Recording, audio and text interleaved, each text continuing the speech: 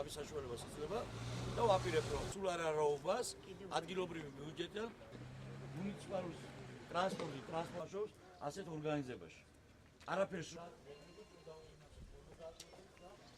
სამედიცინო სფეროში ყველა სპეციალისტი თუ გამოვაცხადებ ამ პროექტს მოგწეს სესხი 4 წელი აუცილებლად საკანალიზაციო სისტემა არ არის მოწესრიგებული, წყლის სისტემა, წყლები არ არის ჩვენთან დაჭაბულები ნახევარხილობა, არ არის დასწრული მოსახლეობა, ჯანმრთელობა, სხვა პოლიტიკურ პარტიებზეც მოусმენთ და მივიღეთ გადაწყვეტილება. ის რომ ინფრასტრუქტურა, ის რომ რაღაც ასეთი კუთხით მოსაწესრიგებელი ეს ნურავის უნდა დავიწყება, ეს არის ხელისუფლების პირდაპირ მოვალეობა, თუმცა მე საზოგადოებას პირდები რომ ჯანმრთელობის დაცვის კუთხით დავხარჯა 15% ბიუჯეტი და ასევე ახალგაზრდების სწავლა-განათლება და პენსიონერების პენსიების დანამატს 30 ლარის ოდენობით.